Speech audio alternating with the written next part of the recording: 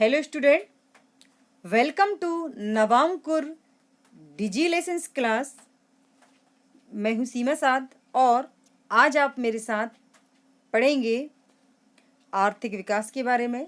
तो स्टूडेंट्स, आज का जो हमारा टॉपिक है वह है आर्थिक विकास। तो आज के इस वीडियो में हम यह जानेंगे कि आर्थिक विकास क्या होता है, आर्थिक विकास में कृषि का क्या महत्व है और औद्योगिक विकास क्या है। तो आइए हम सबसे पहले शुरुआत करते हैं कि आर्थिक विकास से क्या आशय है। हम अपने दैनिक जीवन में व्यक्ति को किसी न किसी काम पर जाते हुए देखते हैं।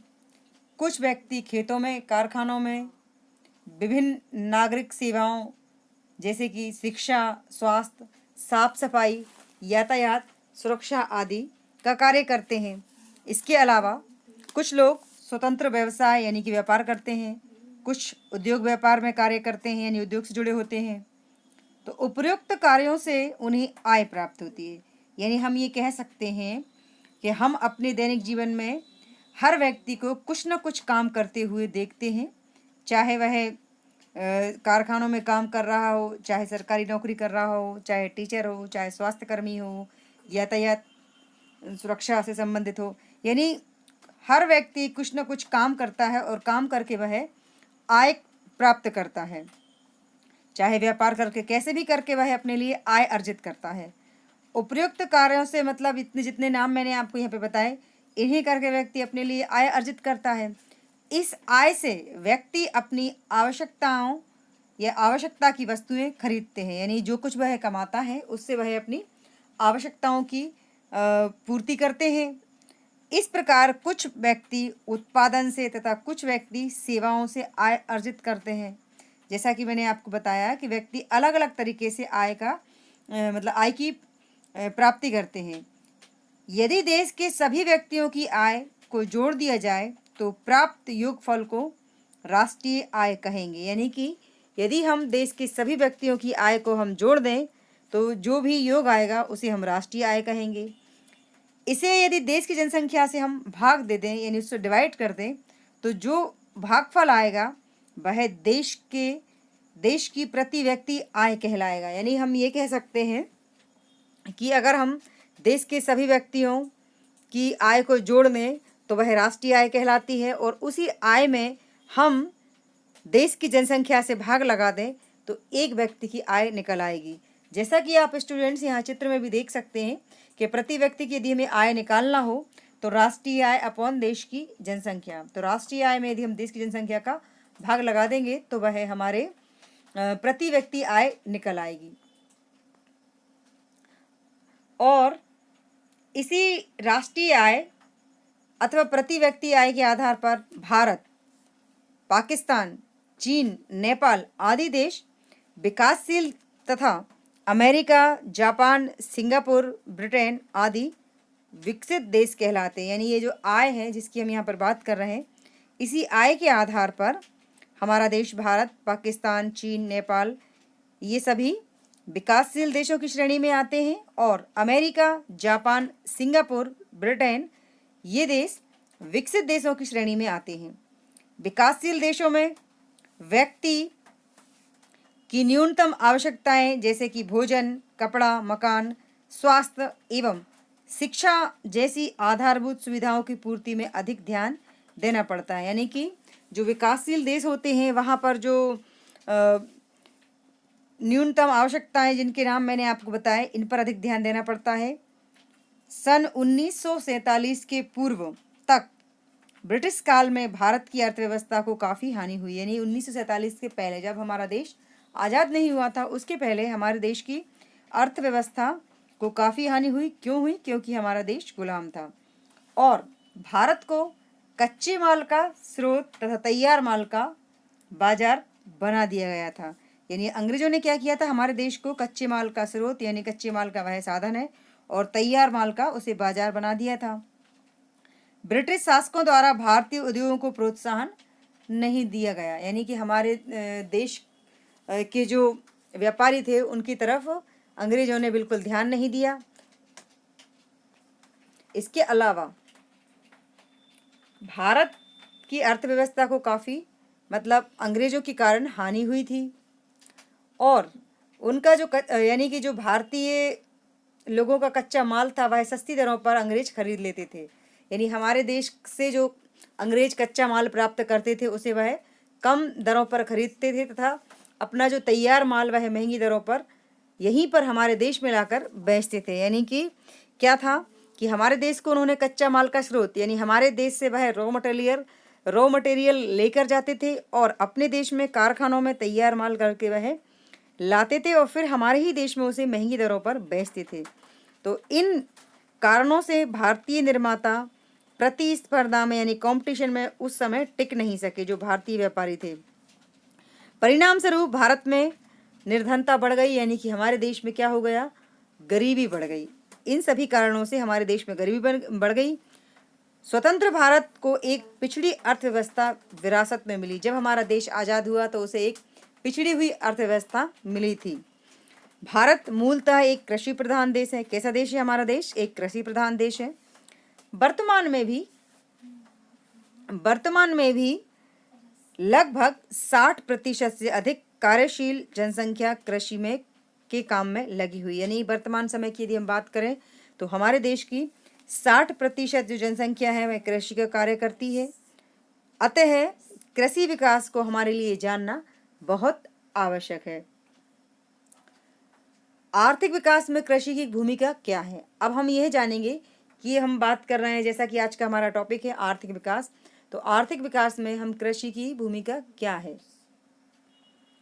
कृषि भारत की अर्थव्यवस्था का आधार है।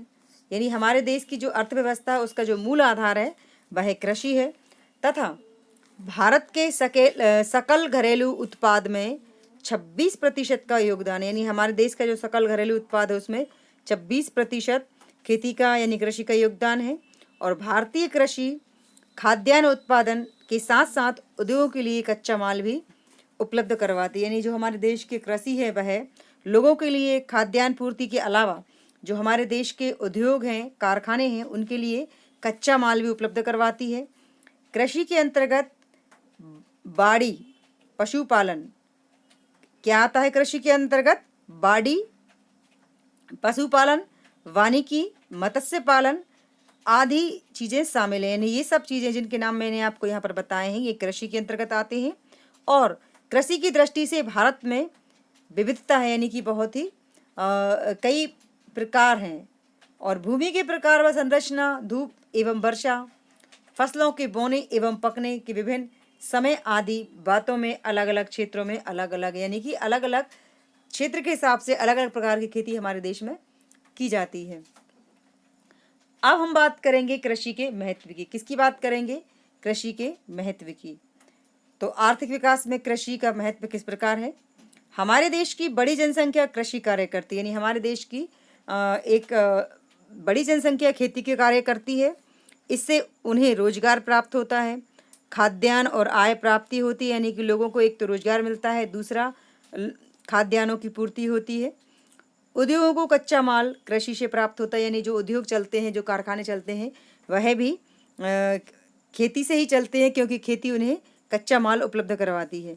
फसलों से किसानों की आय बढ़ने से उनका जीवन स्तर ऊंचा उठता है। यानी किसान जो खेती करते हैं और इससे उनकी आय बढ़ती है, तो इसके आय बढ़ने से उनका जो जीवन स्तर है, जीवन का जो लेवल है वह ऊंचा उठता है।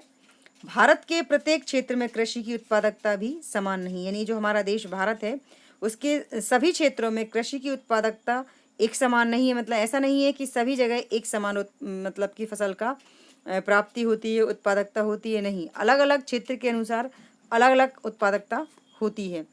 मानसून पर कृषि की निर्भरता अभी भी हमारे देश में बनी हुई है। यानी कि हमारे देश में लोग मानसून पर खेती ज़्यादा डिपेंड है।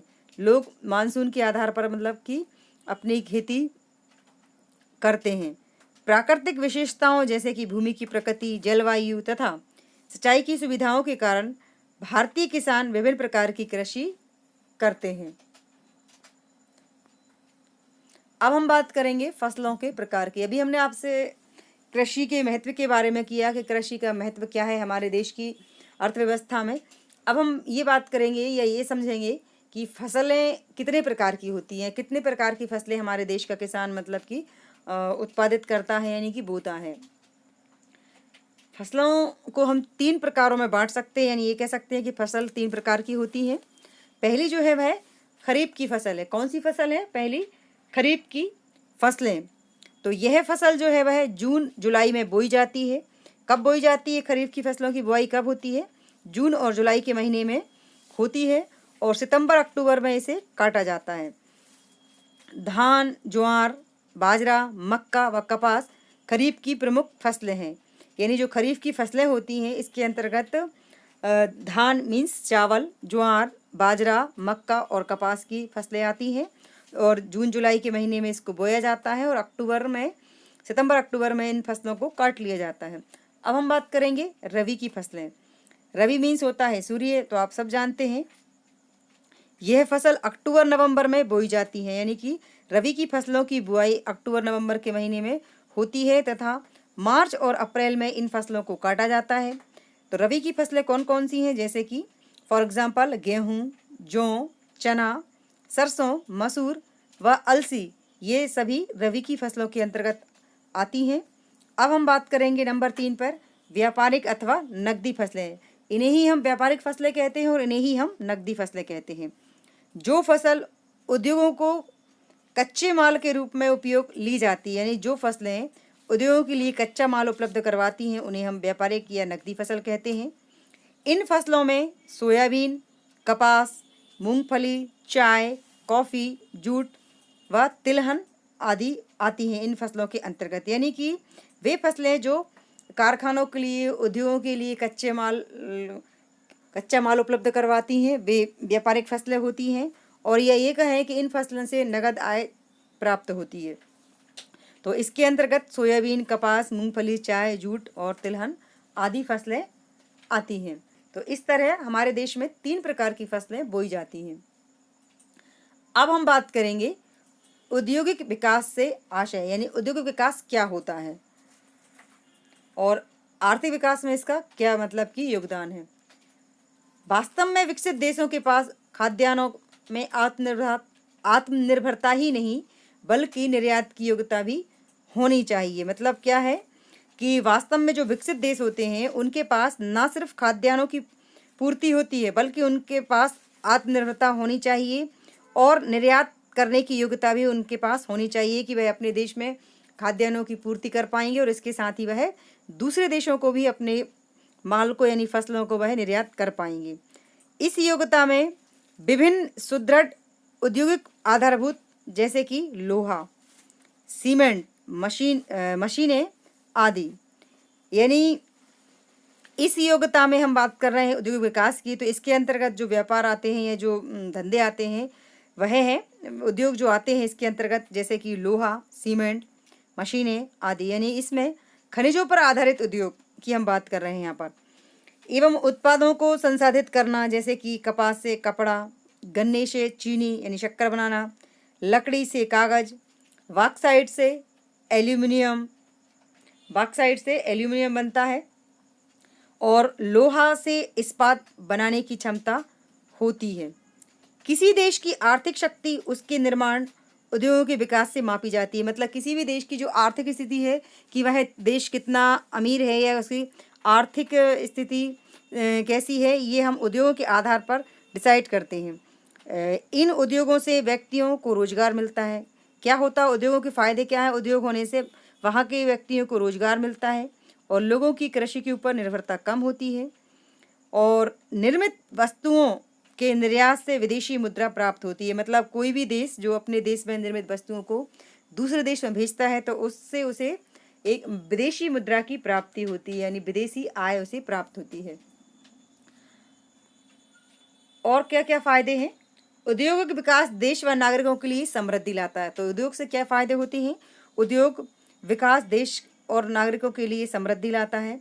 उद्योगों को छोटे व बड़े पैमाने के उद्योग, निजी व सार्वजनिक, संयुक्त व सहकारी आदि वर्गों में बांटा जाता है।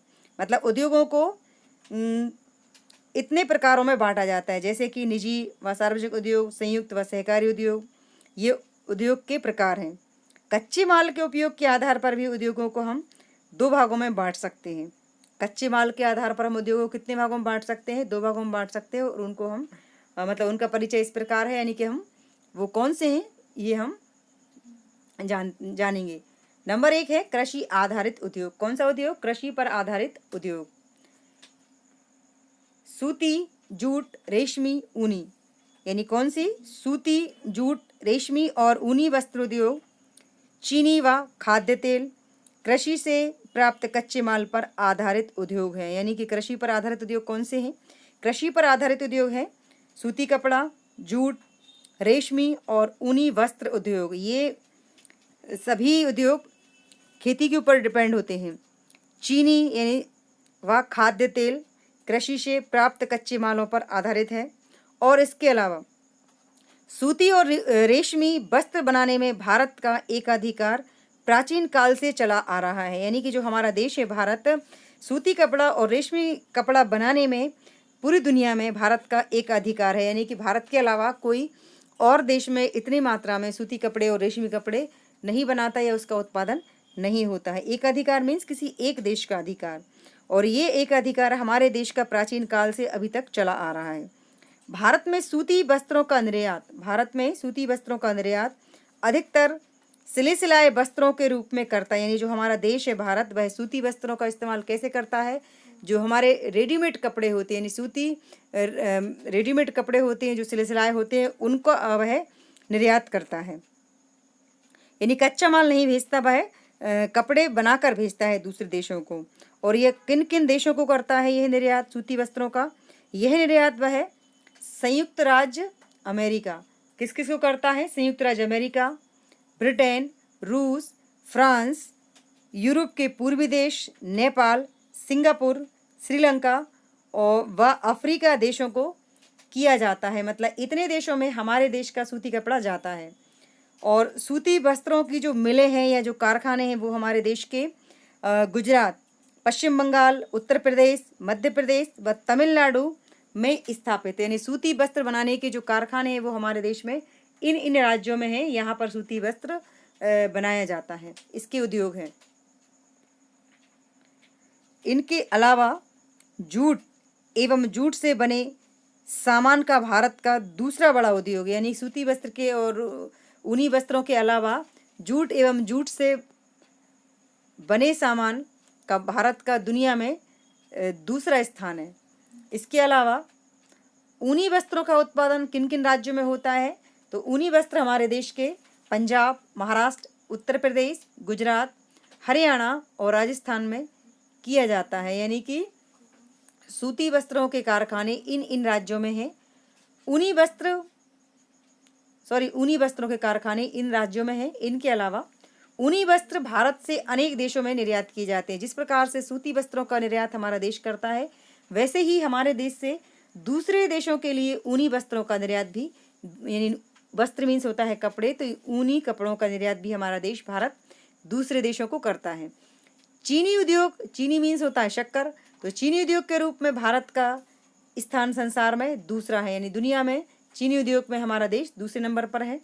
उत्तर प्रदेश व महाराष्ट्र में सबसे अधिक चीनी मिलें हैं। यानी कि हमारे देश की दो राज्य उत्तर प्रदेश और महाराष्ट्र, इन दोनों राज्यों में सबसे ज़्यादा शक्कर बनाने के कारखाने हैं, यानी इनकी मिलें हैं। आंध्र प्रदेश व गुजरात में भी चीनी मिलें स्थापित है। यानी शक्कर बनाने की जो मिलें हैं या कारखाने हैं, मिल और कारखाने एक ही बात होती है। तो महाराष्ट्र और उत्तर प्रदेश के अलावा आंध्र प्रदेश व गुजरात में भी शक्कर बनाने की कारखाने हैं। अब हम बात करेंगे खनिजों पर आधारित उद्योग की। यानी कि अभी हमने बात करा कृषि पर आधारित उद्योग, अब हम बात कर रहे हैं खनिजों पर आधारित उद्योगों की। तो पहले तो हम ये जानते हैं कि खनिज पर आधारित उद्योग होते कौन से हैं। ऐसे उद्योग जो कच्चे माल के लिए खनिजों पर निर्भर हैं, जैसे कि लोहा और इस्पात, सीमेंट तथा रसायन उद्योग खनिज आधारित उद्योग है। यानी कि कौन से उद्योग खनिजों पर आधारित उद्योग है? लोहा, इस्पात, सीमेंट, रसायन उद्योग, ये उद्योग खनिजों पर आधारित उद्योग हैं। भारत में लोहा इस्पात का पहला कारखाना सन 1830 में पोर्टो नोवा नामक स्थान पर, जो कि तमिलनाडु में है, लगाया गया था। यानी भारत में सबसे पहले लोहा बनाने का जो कारखाना है वो सन 1830 में तमिलनाडु राज्य के पोर्टो नोवा नामक जगह पर लगाया गया था। लोहा व इस्पात बनाने का जो आधुनिक कारखाना यानी वर्तमान में जो कारखाना है, उसके बाद देश आज़ाद होने के बाद सन 1907 में जमशेदपुर में लगाया गया था। जमशेदपुर जो कि एक शहर का नाम है और ये शहर झारखंड राज्य में आता है। कहाँ पर है जमशेदपुर? झारखंड में। और ये जमशेदपुर जो नगर है, जमशेद टाटा ने इसको बसाया था, इसलिए उन्हीं के नाम पर इसका नाम है जमशेदपुर। तो इन्होंने ये कारखाना लगाया था। तो 1907 में हमारा वर्तमान यानी कि आधुनिक कारखाना लगाया गया था। लोहा व इस्पात एक भारी उद्योग है। यानी कैसे उद्योग है लोहा व इस्पात? भारी उद्योग है, क्योंकि इसमें अधिक स्थान घिरने वाले कच्चे माल का उपयोग होता है। क्या होता है लोहा मतलब उद्योग में? यानी लोहा जो उद्योग है वह एक भारी उद्योग है और इसमें अधिक स्थान घिरता है ये उद्योग। इसमें लौह अयस्क, कोकिंग, कोयला, चूना पत्थर तथा मैग्नीज अयस्क का उपयोग, यानी खनिजों पर जो हम बात कर रहे हैं लोहे की, तो इसमें इन चीज़ों का इस्तेमाल किया जाता है और इनका उत्पादित माल भी कैसा होता है? भारी होता है। एल्यूमिनियम एवं तांबा का प्रगलन भी भारत के बड़े उद्योग हैं। यानी कि एल्यूमिनियम एवं तांबा के जो उद्योग हैं वह भी भारत के बड़े उद्योग माने जाते हैं। इसके अलावा रासायनिक उद्योग, जिनके अंतर्गत उर्वरक, कृत्रिम रेशे, कृत्रिम रबड़, प्लास्टिक की वस्तुएं, रंग रोगन तथा औषधियाँ तैयार की जाती हैं। परिवहन उपकरण जैसे कि रेल के इंजन, डिब्बे, मोटर वाहन के अंतर्गत बस, ट्रक, कार, मोटरसाइकिल आदि आते हैं। वायुयान एवं पोत बनाने संबंधी बड़े एवं भारी उद्योग तथा इलेक्ट्रॉनिक उद्योग भी स्थापित किए गए हैं हमारे देश में। उपरोक्त सभी प्रकार के उद्योग बड़ी मात्रा में व्यक्तियों को रोजगार उपलब्ध करवाते हैं और ये सभी प्रयास हमारे देश के उद्योग विकास के सूचक हैं। तो इस तरह स्टूडेंट्स, आज हमने इस वीडियो में आर्थिक विकास क्या है और आर्थिक विकास में कृषि का क्या योगदान है, कृषि का महत्व क्या है और इसके हमारे देश के खनिजों पर आधारित उद्योग कौन से हैं और कृषि पर आधारित उद्योग कौन से हैं, यह हमने जानने की कोशिश की है। अब हम बात करेंगे कुटीर एवं लघु उद्योग की। किसकी बात करेंगे हम? कुटीर एवं लघु उद्योग। तो जैसा कि आपने नाम सुना भी होगा, हमारे देश में उत्पादन और राष्ट्रीय आय की वृद्धि में कुटीर उद्योगों का बहुत महत्व है। यानी कि हमारे देश में उत्पादन यानी जो देश में जो पैदावार होती है और राष्ट्रीय आय की जो वृद्धि है, उसमें कुटीर उद्योगों का भी बहुत महत्व है, यानी कि उनका योगदान है। कुटीर उद्योग परंपरागत उद्योग है। कैसे उद्योग है कुटीर उद्योग? ये परंपरागत उद्योग है।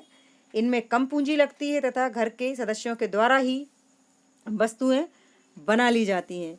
किसान के पास 6 माह काम रहता है और शेष 6 माह वह फ्री रहता है, यानी उसके पास 6 महीने रोजगार नहीं होता है। तो ये जो कुटीर उद्योग होते हैं इसमें कम पूंजी लगती है एक तो, और दूसरा जो जितने लोग घर पे होते हैं वह घर पर ही रहकर सामान बना लेते हैं। तो क्यों करते हैं ऐसा इसलिए करते हैं क्योंकि हमारे देश का जो किसान है वह साल में 12 महीने होते हैं, तो 12 में से 6 महीने तो उसके पास काम होता है खेती बाड़ी का, इसके बाद 6 महीने उसके पास काम नहीं होता, तो वह इस तरह के उद्योग घर पर लगा के काम करता है और तब इन कार्यों से वह अपने लिए धन कमाता है। यानी खेती के बाद वह इन कामों से अपने लिए धन अर्जित करता है। तो कुटीर उद्योगों के अंतर्गत निम्नलिखित चीज़ें आती हैं। फॉर एग्जाम्पल, खिलौने बनाना, लिफाफे, पापड़, बड़ी बनाना, चटाई, झाड़ू, मसाले, बीड़ी, कपड़े बुनना आदि कार्य कुटीर उद्योगों में किए जाते हैं। जितने नाम मैंने आपको यहाँ पर लिए, ये सभी काम कुटीर उद्योगों के अंतर्गत किए जाते हैं। इसी प्रकार से लघु उद्योग में भी कम पूंजी लगती है। ये तो हुआ कुटीर उद्योग। अब हम बात कर रहे हैं लघु उद्योग। लघु उद्योग में भी कम पूंजी लगती हो और कम मजदूरों के द्वारा ही इसमें काम करवा लिया जाता है। Thanks for watching.